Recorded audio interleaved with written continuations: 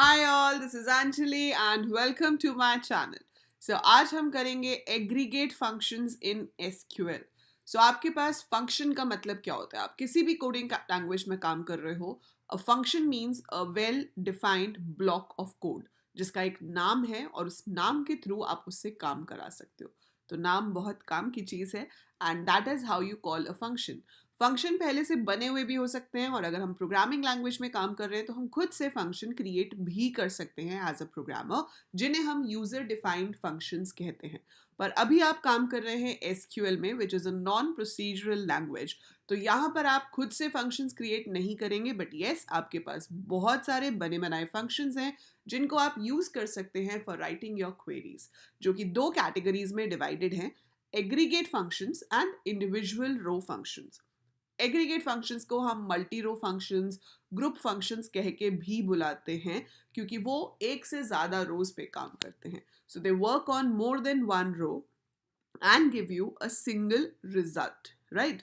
सो ज़्यादा रोज पे काम करेंगे, एक ही वैल्यू आपको देंगे. तो इट्स लाइक कि मल्टीपल रोज इसके अंदर जा रही है फंक्शन के अंदर, लेकिन आपके पास जो रिजल्ट है वो सिर्फ एक आ रहा है. तो उसे कहते हैं मल्टी रो फंक्शन.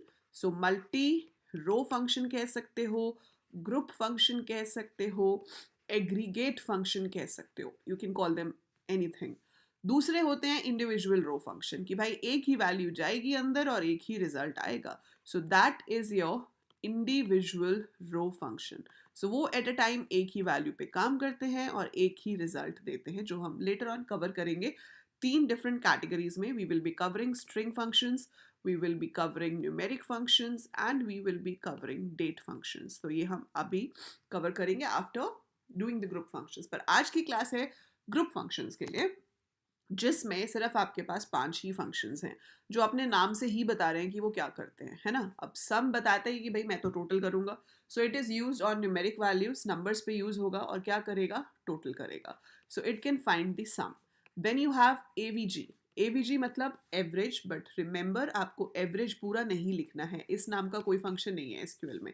एवीजी है, ब्रैकेट में कॉलम का नाम देना है जिस कॉलम की वैल्यूज का आपको टोटल निकालना है या जिस कॉलम की वैल्यूज की आपको एवरेज निकालनी है. So you will be writing that name over here. ठीक है. अब हाईएस्ट वैल्यू निकालनी है तो आप मैक्स यूज कर सकते हो, और स्मॉल कैपिटल का तो कोई झंझट ही नहीं है क्योंकि SQL is case insensitive language. तो आप स्मॉल में लिखें, आप कैपिटल में लिखें, डज नॉट मैटर, राइट. सो मिन कॉलम नेम. और सबसे ज्यादा पूछे जाने वाला जो क्वेश्चन है वो है काउंट, क्योंकि count is the only function जिसको हम दो तरीके से लिख सकते हैं. एक काउंट कॉलम नेम और दूसरा काउंट स्टार. और इसमें कई बार थोड़ी बहुत कंफ्यूजन हो जाती है कि भाई कैसे, ये अलग कैसे काम कर रहा है. बाकी चारों के साथ आप स्टार नहीं लिख सकते. So count is the only function जिसके साथ स्टार यूज होता है and it is use to count the number of values. So वैसे तो ये फंक्शन सारे बहुत ही सिंपल है. जैसे कि अगर मेरे पास मान लो एक टेबल है, प्रोडक्ट शॉप डेटाबेस है, and I have a table named product. So ये डेटा है मेरे पास, ठीक है. अब मैं इसमें काउंट करके देखना चाहती हूँ कि कितने प्रोडक्ट्स हैं. तो I can write select count name from product. Simple. So I get that I have 8 products. हाँ जी, बिल्कुल सही, हमारे पास 8 प्रोडक्ट्स हैं. तो ये बिल्कुल सही कह रहा है कि हमारे पास 8 प्रोडक्ट्स हैं. ठीक है. अब क्या करना है, मुझे देखना है कि मेरे पास टोटल क्वांटिटी कितनी है प्रोडक्ट्स की. तो मैंने क्या लिखा, सिलेक्ट सम और ब्रैकेट में लिख दिया क्वांटिटी फ्रॉम प्रोडक्ट. सो इसने क्या किया कि जितनी भी क्वांटिटी की वैल्यू थी 7 + 3 10 plus this plus this plus this. ठीक है. अब आपने यहाँ पे एक चीज नोटिस की होगी, हमने पिछली वीडियो में किया था कि अगर किसी ऑपरेशन में नल यूज होता है तो पूरा का पूरा रिजल्ट नल हो जाता है. पर वो मैंने आपको बताया था इंडिविजुअल रो के लिए, लेकिन ये ग्रुप फंक्शंस हैं. ग्रुप फंक्शन में आपका रिजल्ट नल नहीं होता, रादर उस नल वैल्यू को ही हम इग्नोर कर देते हैं. So that null value is ignored. It will be counting 7 + 3 + 39 + 139 + 13 + 10, और ये नल जो है वो इग्नोर कर दिया जाएगा और आपके पास सम आ जाएगा 211. इसका एक एग्जाम्पल मैं आपको काउंट के साथ देती हूँ. अभी हमने लिखा था सिलेक्ट काउंट नेम, तो 8 आया था, है ना. अगर आप यहाँ पर सिलेक्ट काउंट PID करोगे तो आपके पास 8 आएगा. अगर आप सिलेक्ट काउंट कॉस्ट करोगे तो भी आपके पास 8 आएगा, और अगर आप यहाँ पर QTY नहीं QTY दैट इज क्वांटिटी दोगे तो 6 आ रहा है।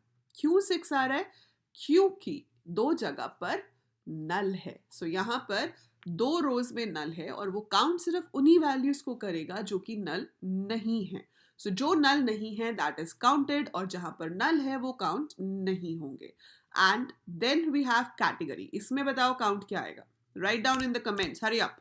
Right down in the comments if I write select count bracket में category from product, what will be the output? क्या आउटपुट होगा? जल्दी बताइए क्या आउटपुट होगा? सो इट विल बी 7, क्योंकि एक जगह पे नल था, है ना। 8 रोज थी, उसमें से एक जगह पे नल था, तो उसको वो काउंट नहीं करेगा। आपके पास रोज कितनी बच जाएंगी? 7, तो 7 आ जाएगा। सो ये एग्जाम में काफी बार पूछा जाता है, वाइवा में भी पूछ सकते हैं कि काउंट स्टार लिखने में और काउंट के साथ कॉलम का नाम लिखने में क्या फर्क है। तो काउंट स्टार हमेशा कार्डिनैलिटी देता है। तो अगर आप लिखते हो select count star from product, you will always get the number of रोज। जो आपके टेबल में नंबर ऑफ रोज है, it will show that irrespective of the thing कि किसी रो में नल कहीं पर आता है या नहीं आता है, उसका आंसर नंबर ऑफ रोज ही आएगा, ठीक है। लेकिन हम काउंट के साथ अगर कॉलम का नाम देते हैं तो अगर नल वैल्यू है उस कॉलम में तो वो काउंट नहीं होगी, जबकि काउंट स्टार में सारी की सारी रोज आपकी काउंट होती हैं। Fine. So that is the difference between count के साथ कॉलम का नाम एंड काउंट स्टार। हम ये भी कहते हैं कि count star gives you the cardinality. अगर आपसे कभी पूछ लिया जाए कि कौन सी कमांड से टेबल की कार्डिनैलिटी पता चलती है, सो it is select count star from product. I hope the difference is clear. फटाफट से मुझे कमेंट्स में लिख के बताओ यस मैम, दोनों का डिफरेंस क्लियर है, ठीक है। सो ये तो हो गया एक डिफरेंस। अब अगर आपको एवरेज कॉस्ट देखनी है तो आप क्या लिख सकते हो? Select AVG cost from product. So average cost is 100 rupees, क्योंकि 3 प्रोडक्ट्स हमारे पास महंगे हैं, बाकी कम है, बट स्टिल सबका टोटल निकालेगा वो, और टोटल निकालने के बाद नंबर ऑफ प्रोडक्ट से डिवाइड कर देगा और आपके पास एवरेज कॉस्ट आ जाएगी। So I am getting the average cost. अगर आपको मैक्सिमम कॉस्ट देखनी है तो आपको सिर्फ एवीजी फंक्शन का नाम बदलना है, इसकी जगह पर आप मैक्स लिख सकते हो, आपके पास हाईएस्ट कॉस्ट आ जाएगी। अगर आपको स्मॉलेस्ट देखनी है तो आप मिन लिख सकते हो, आपके पास मिनिमम आ जाएगी। तो ये बहुत इजी फंक्शंस हैं। तो इसमें एक तो नल का ध्यान रखना है आपने, दूसरी चीज ये ध्यान रखनी है कि ये फंक्शंस किस डेटा टाइप पे काम कर रहे हैं। देखो सम और एवरेज तो सिर्फ न्यूमेरिक के साथ होता है, आप डेट्स को ऐड नहीं कर सकते, आप नेम्स को ऐड नहीं कर सकते, लेकिन जो मैक्स और मिन है वो आपका टेक्स्ट के साथ, मतलब वैरचर के साथ भी चलता है और डेट के साथ भी चलता है। तो अगर मैं यहाँ पर लिखती हूँ select max and name from product, right, I right like this. तो इसमें मैक्स नेम फ्रॉम प्रोडक्ट में क्या आ गया? Uncle chips. क्यों? क्योंकि यू जो है वो सबसे बड़ा अल्फाबेट होगा इसमें, जेड से कोई है नहीं, डब्ल्यू से है कोई है नहीं, वाई से कोई है नहीं, तो U V W X Y Z ही तो होता है। तो Uncle Chipps is the one जो यहाँ पर आएगा। अगर मैं मिन देखूंगी तो बताओ क्या आना चाहिए? What should be there if I write min? Answer in comments. What should I get if I write मिन?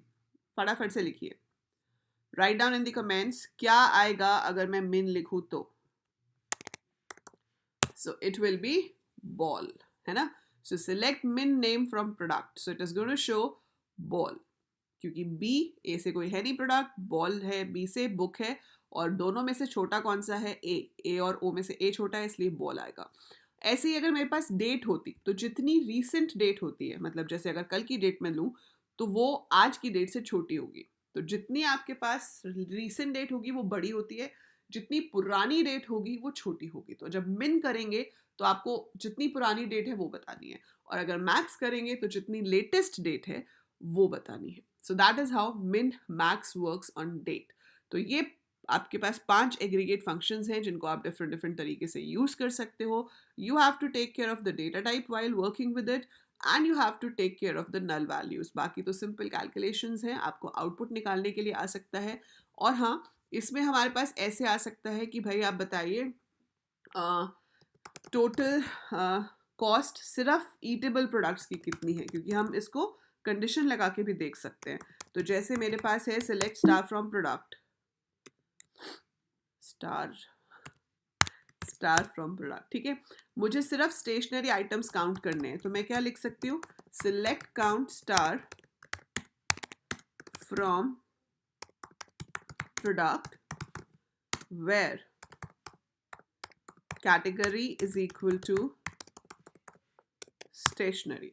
सो स्टेशनरी में कितने हैं, 3, 1 2 3, है ना। ऐसे आप कंडीशन देके सम निकाल सकते हो, कंडीशन देकर एवरेज निकाल सकते हो। So that's totally up to you, this is how we use it.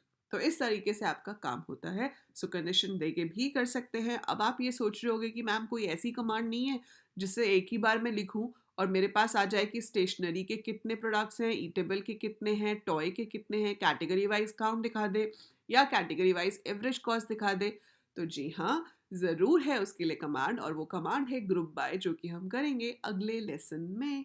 So that is it for this video. अभी आप इसी को प्रैक्टिस कीजिए कि एग्रीगेट फंक्शंस क्या होते हैं, कैसे यूज होते हैं, and in the next video I will be showing you how to use group by with these aggregate functions. So that is it for this video. जाने से पहले लाइक ज़रूर करके जाइएगा अगर आपको ये सब कुछ समझ आया जो मैंने एक्सप्लेन किया, and subscribe the channel if you haven't subscribed. It's absolutely free, and share it with all your friends and all your colleagues if you're working, and tell them to subscribe as well. So that is it for this video. I'll see you soon. Till then, take very good care of yourself.